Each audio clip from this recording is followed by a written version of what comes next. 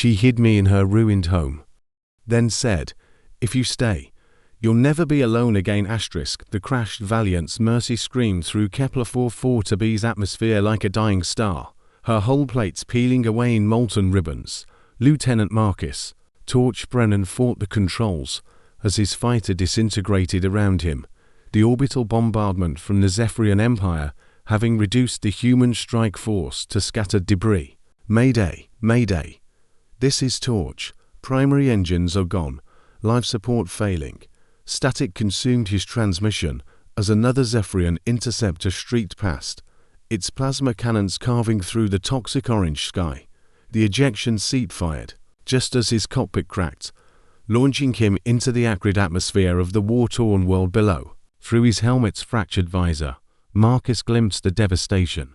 Once proud cities reduced to skeletal remains, crystalline spires shattered like broken teeth against a horizon painted in perpetual twilight. His parachute deployed over what appeared to be the ruins of a massive temple complex, its bioluminescent architecture now dark and lifeless. The Velthari had built this place. He recognized their distinctive spiral patterns from intelligence briefings. Before the war, their civilization had been renowned for its artistic achievements and philosophical schools. Now, thanks to the Zephyrians, they were nearly extinct. Marcus hit the ground hard, his shoulder popping as he rolled through crystalline debris. Pain lanced through his ribs, and he tasted blood. Above, the distinctive whine of Zephyrian hunter drones echoed through the ruins. They detected his crash site. Dragging himself behind a collapsed pillar, Marcus triggered his emergency beacon, then immediately shut it off. The signal would bring rescue, but also every Zephyrian patrol within 50 kilometers. He was on his own. The ruins stretched endlessly in every direction, a maze of broken walls and shattered artwork. Beautiful murals depicting Velthari history lay crumbled in the dust, their vibrant colors faded to gray. Marcus limped deeper into the complex, following what might have been a ceremonial pathway. A shadow moved between the pillars. Marcus drew his sidearm, finger on the trigger, but the figure that emerged wasn't a Zephyrian soldier. She was Velthari tall and graceful despite her tattered robes, with the characteristic blue-silver skin and luminous amber eyes of her people. Intricate tattoos covered her arms and face, marking her as nobility. Though the ink had faded with malnutrition, she studied him with curious intelligence, her head tilted in a gesture that seemed almost human.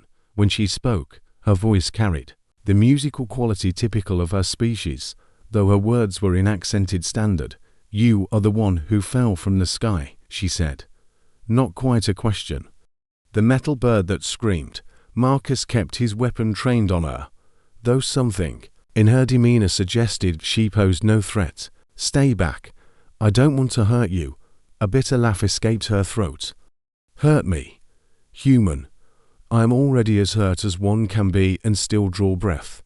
I am Valia, last daughter of House Morden, keeper of the Sanctum of Whispered Hopes." She gestured to the ruins around them. "This was my home. Now it is my tomb." The drone sounds grew closer. Valia's expression shifted, becoming urgent. "They hunt you, yes. The Sky Killers with their metal wasps."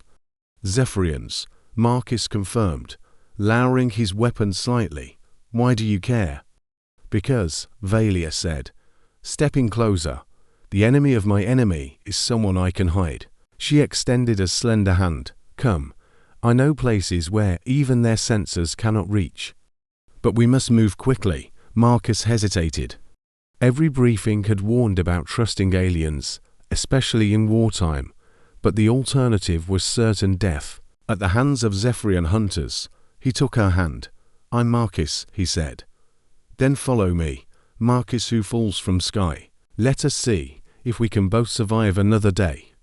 She led him deeper into the ruins, toward what remained of her shattered world. The sanctuary Valia guided Marcus through a labyrinth of collapsed corridors and hidden passages, her bare feet silent. On the crystalline debris, the sanctum's lower levels had survived the orbital bombardment better than the surface structures, though the air still tasted of smoke and ozone. "Here," she whispered, pressing her palm against what appeared to be solid wall. The surface shimmered and dissolved, revealing a concealed chamber, the meditation vault of my grandmother's grandmother. Zephyrian sensors cannot penetrate blessed stone. The hidden room was small but intact, lined with shelves of ancient texts and containing a simple sleeping alcove. Bioluminescent Morse provided gentle illumination, casting dancing shadows on carved walls that depicted Velthari legends. A small shrine occupied one corner, its offering bowls empty. "This is where you kept your religion?" Marcus asked, settling onto the cushioned floor. With a wince. "Not religion, memory," Valia corrected, sealing the entrance behind them. "We Velthari believe the past lives in sacred spaces. My ancestors' wisdom, their love, their hopes for the future all preserved here." Her voice grew soft. "I am the last to remember them." Marcus studied her face in the gentle light. She was younger than he'd first thought, perhaps equivalent to a human in her early 20s. The noble tattoos couldn't hide the gauntness of starvation or the weight of grief in her amber eyes. "You're alone here?" he asked. "For 3 cycles. Now, my family died in the first bombardment. My people scattered or dead." She knelt beside a hidden panel, producing a small container of water and what looked like dried fruit. "I stayed because someone must tend the memories. But I had not expected to tend a human. Your people must hate us," Marcus said, accepting. They offered water gratefully. "The propaganda broadcasts say that humans are monsters who consume worlds." Valia settled cross-legged across from him, her movements graceful despite obvious exhaustion. "But monsters do not bleed as you do. They do not say thank you for water." She tore the dried fruit in half, offering him the larger portion. When he protested, she fixed him with a stern look that reminded him of his grandmother. "In my culture, a host's honor depends on their guests' comfort. You will not dishonor me in my own sanctuary." Marcus accepted the fruit, touched by her generosity. "Why help me at all? I'm just another soldier in someone else's war. Are you?" Valia's head tilted in that curious gesture again. The Zephyrians would not hunt one soldier so desperately unless he meant something. "What is your purpose here?" Marcus, who falls from sky. "Reconnaissance," he admitted. "We're looking for Zephyrian weapons facilities, trying to understand their orbital capabilities." He paused. "We're also looking for survivors of the Velthari civilization. The Galactic Council wants to know if there's anyone left to negotiate with." Valia's laugh was bitter. "Negotiate? With what? Our cities are dust, our fleets scrap metal, our people scattered across the galaxy as refugees. The Zephyrians have already won. Not if we can help it," Marcus said quietly. "The human fleet isn't here to conquer. We're here to stop the Zephyrians from doing to others what they did to you." Something shifted in Valia's expression, a flicker of hope, quickly suppressed. "Humans fight wars to help strangers, sometimes," Marcus said. "We've learned that oppression anywhere threatens freedom everywhere. It's not always pure altruism, but yes, sometimes we fight for people we've never met." They sat in comfortable silence, sharing the meager meal.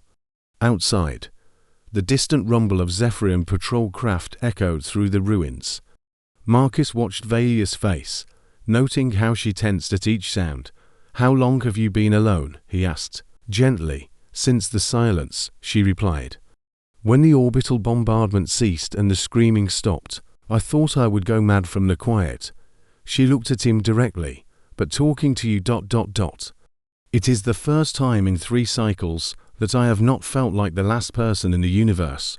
"You're not alone now," Marcus said impulsively. Valia's eyes widened slightly. "For how long?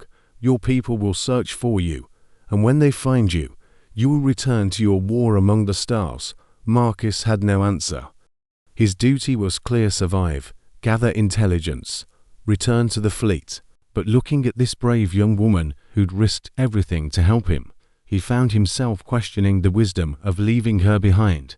"We should rest," Valia said, misinterpreting his silence. "Tomorrow we plan your escape." But as she curled up in the alcove, Marcus remained awake, staring at the carved legends on the walls and wondering if some bonds transcended duty. Hearts in the ruins. 3 days passed in the sanctuary, and Marcus began to understand why Valia had stayed. The meditation vault wasn't just a hiding place, it was a repository of an entire civilization's soul. Ancient texts described Velthari, philosophy, their belief that consciousness was a shared experience connecting all living things. Art scrolls depicted their golden age, when their worlds had been gardens of crystal and light. This is the ceremony of joined paths, Valia explained, showing him a mural of 2 figures intertwining their hands, while stars bloomed around them. When Velthari find their life companion, they share their memories, their dreams, their very essence. They become more than the sum of their parts. Marcus traced the figures with his finger. Like marriage, deeper than marriage, Velthari, mate for life. But the joined paths ceremony creates a bond that transcends physical death. The surviving partner carries both souls. Her voice grew wistful. I was to undergo the ceremony with Kielander before the war. Now I carry only my own memories, and they grow heavy. Tell me about him, Marcus said gently. Valia's eyes grew distant. He was a scholar, specializing in xenolinguistics. He believed that communication was the key to galactic peace, that wars happened because species couldn't truly understand each other.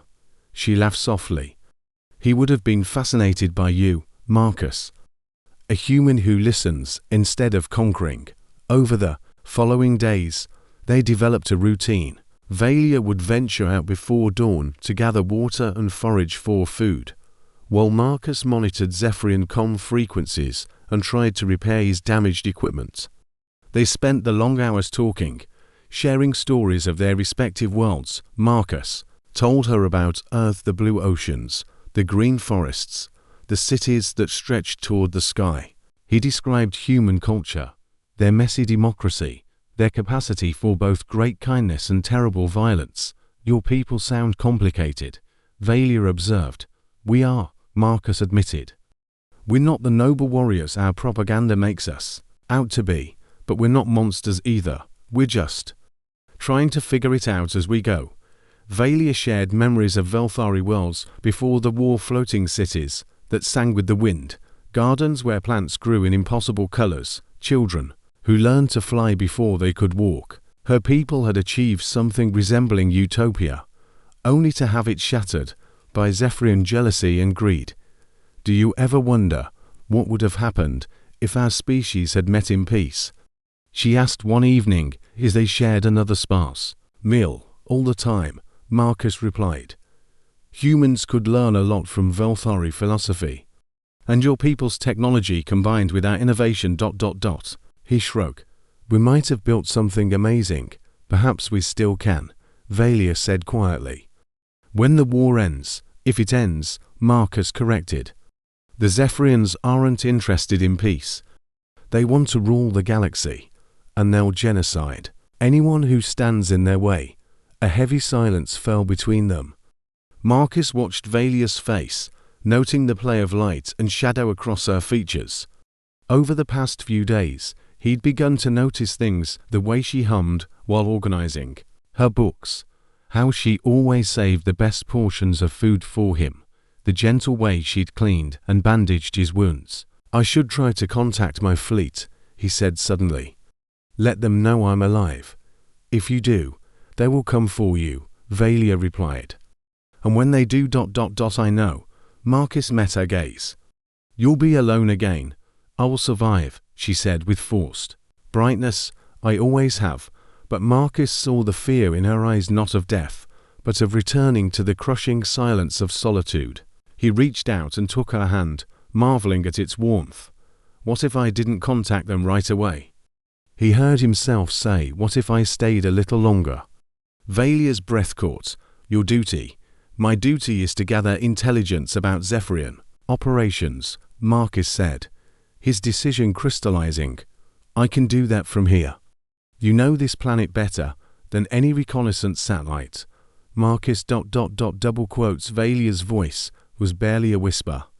I've been alone too, he admitted, flying solo missions, living between battles, never staying anywhere long enough to form real connections.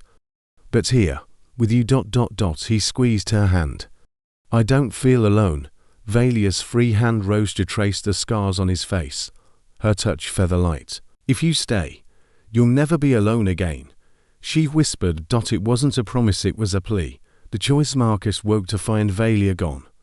The sanctuary felt empty without her gentle presence, and a cold knot formed in his stomach. She always returned before dawn, but pale light was already filtering through the concealed entrance. He found her on the sanctuary's highest intact balcony, standing among the ruins of what had once been a magnificent garden. The morning light caught the tears on her cheeks, making them shine like scattered diamonds. The Zephyrians have increased their patrols, she said without turning around. 3 squadrons passed overhead during the night. They're expanding their search pattern. Marcus joined her at the broken railing, following her gaze across the devastated landscape. In the distance, smoke rose from what looked like a fresh bombardment site. They're not just looking for me anymore, he realized. They're hunting survivors. Valia nodded. I counted 7 life pod signatures in the ruins yesterday. Other humans from your fleet. The Zephyrians are herding them toward the old spaceport. She finally looked at him, her amber eyes haunted. You could save them. Marcus corrected. We could save them. No, Valia said firmly. This is not my fight. I am not a warrior, I am a keeper of memories, a tender of the dead. I cannot help you rescue your people. Then what are you saying? Valia turned back to the ruins. I am saying that hiding you here was selfish. While we played at being something we can never be, your comrades suffered. Your duty calls, Marcus. You must answer. The pain in her voice cut through him like a blade. Marcus reached for her, but she stepped away. You're asking me to choose, he said quietly. I am asking you to be who you are, Valia replied. A human warrior who saves lives, not a refugee who hides in ruins. Marcus stared at the smoke rising in the distance, his mind racing. 7 life pod signatures meant 7 humans possibly, more trapped in enemy territory. His duty was clear, but the thought of leaving Valia behind felt like tearing away part of his soul. Come with me, he said suddenly. Valia's head snapped around. What? Come with me? Help me save them. You know this planet better than anyone, where to hide, how to move unseen. I need you. The survivors will not trust me, Valia protested. I am alien to them, potentially hostile. Not if I vouch for you, Marcus said, stepping closer. Not if I tell them you saved my life, that you're the reason I'm alive to help them. Valia's composure cracked. And then what? When the rescue comes, when your ships arrive, what happens to me? Do I become a refugee in human space, a curiosity to be studied? You become whatever you want to be, Marcus said fiercely, free to choose your own path, to rebuild your life however you see fit. But you don't have to do it alone. I have nothing to offer your people, Valia whispered. I am the last of a dead civilization, a keeper of memories. No one else shares. You're wrong, Marcus said, taking her hands in his. You have everything to offer, your knowledge, your wisdom, your compassion. The galaxy needs people like you, people who remember what we're fighting to preserve. Valia searched his face. And what of us? This connection we've found. Marcus felt his heart hammering. I don't know. I can't promise you anything beyond today. But I can promise that whatever happens, wherever we go, you won't face it alone. If you'll have me, I want to be part of your journey. For a long moment, Valia stood frozen, her internal struggle visible in her expression. Then, slowly, she nodded. I will come, she said quietly. But not for glory, not for revenge. I come because the dead deserve to be honored by the living, and perhaps my memories can serve life instead of merely preserving death. Marcus felt relief flood through him. Thank you. Do not thank me yet, Valia said with a wan smile. First, we must reach your people alive. The Zephyrians have sensor drones throughout the ruins, and their ground forces are well equipped. This will not be easy. Nothing worthwhile ever is, Marcus replied. But together, we might just pull it off.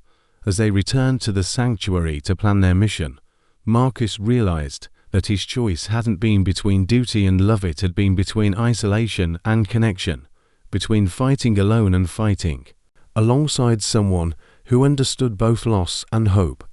For the first time since crashing on this broken world, he felt truly alive. Part 5. Never alone again. The journey to the old spaceport took them through the heart of the ruined city, past monuments to a civilization that had valued beauty over warfare.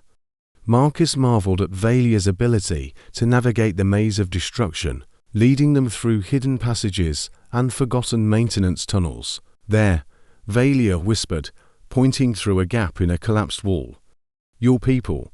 Marcus peered through the opening and saw them 6 humans in damaged flight suits, huddled in what had once been a cargo bay. They looked exhausted, injured, but alive. Zephyrian guards patrolled the perimeter, their insectoid forms moving with predatory efficiency. Bait, Marcus realized. They're using our people as bait for a trap. The Zephyrians are patient hunters, Valia agreed. They know more humans will come. But they do not know about the old water channels. She led him to a concealed entrance in the floor, revealing a tunnel system that connected to the spaceport's lower levels. My people used these during the siege. They abandoned them when the bombardment began. The rescue took 3 hours of careful maneuvering. Marcus and Valia worked in perfect synchronization, she guiding him through the maze while he neutralized sentries and disabled security systems. When they finally reached the prisoners, Marcus saw the shock in their eyes at the sight of his alien companion, Lieutenant Brennan. Pilot Officer Rodriguez gasped. "How did you? Who is she?" "This is Valia," Marcus said firmly. "She's the reason we're all getting out of here alive." The escape was a running battle through the ruins, Zephyrian forces converging on their position as alarms wailed across the city. Valia proved invaluable, her knowledge of the terrain allowing them to stay ahead of their pursuers. "Human ship, incoming," shouted Navigator Kim, pointing at the sky where the sleek form of a rescue frigate was descending through the atmosphere. The pickup was chaotic. The frigate's commander, Captain Torres, demanding explanations while medics treated the wounded. Marcus found himself in the ship's briefing room, giving his reports, while Valia sat quietly in the corner, ignored by most of the crew. "Extraordinary," Torres said when Marcus finished. 7 survivors recovered, plus invaluable intelligence on Zephyrian operations. "The Admiral will be pleased." "What about Valia?" Marcus asked. Torres glanced at the Velthari woman. "She be processed according to refugee protocols. Temporary quarters, medical screening, eventual relocation to a civilian settlement." "No," Marcus said sharply. "She's not a refugee, she's an ally. She saved 7 human lives." "That has to count for something." Torres raised an eyebrow. "What are you suggesting, Lieutenant?" "I'm suggesting we treat her as what she's, a valuable asset with intimate knowledge of Zephyrian tactics and this region of space. She should be consulting with intelligence, not locked in a refugee camp." "That's not your decision to make," Torres said coolly. "Then let me make one that is," Marcus replied, his voice steady. "I'm requesting transfer to the diplomatic corps. I want to serve as her liaison, help her navigate human bureaucracy, and ensure her knowledge is properly utilized." Torres stared at him. "You're willing to give up your flight status for an alien refugee?" Marcus looked at Valia, who had been listening to the exchange with growing amazement. "I'm willing to give up my flight status to serve alongside someone who understands what we're really fighting for." The paperwork took weeks to process, but eventually Marcus found himself on New Geneva Station, serving as Valia's cultural attaché. She had been assigned to the Xenological Institute, where her knowledge of Velthari history and culture was being used to help other refugees adapt to human space. "You sacrificed your career for me," she said one evening as they walked through the station's observation deck. Watching the stars whirl slowly past. I traded one career for another, Marcus corrected. And I'm happier than I've ever been. They stopped at the viewing port, and Valia placed her hand on the transparent aluminum. I dream of them sometimes, she said softly. My people, there, building new cities among the stars, singing new songs. In my dreams, they're not gone just waiting for me to find them. Maybe that's not just a dream, Marcus said, covering her hand with his. The galaxy is vast, and the Zephyrians didn't get everyone. There are Velthari colonies scattered across the outer rim, refugee settlements, survivor enclaves. We could look for them. Valia turned to him, hope flickering in her amber eyes. You promised I'd never be alone again, Marcus said, smiling. Did you think I'd let you face that journey by yourself? She laughed, the sound like wind chimes in, a gentle breeze, the ceremony of join paths, she said. It doesn't require to Velthari. It requires to souls willing to share their journey, whatever species they might be. Marcus felt his heart swell. Is that a proposal? It's a promise, Valia said, leaning into his embrace, that whatever we find among the stars, we'll find it together. As they stood there, two souls bound by choice rather than chance, Marcus realized that some bonds really did transcend species, duty, and the cruel mathematics of war. He had crashed on a dead world as a soldier, but he was leaving it as something more, part of a partnership that might just help heal the galaxy's wounds. In the end, they had both chosen connection over isolation, hope over despair. And in making that choice, they had found something worth fighting for, a future where no one had to face the darkness alone. Outside the viewport, the stars burned, eternal and bright, witnesses to a love that had bloomed in the ruins of war and would endure among the infinite possibilities of the cosmos. The end.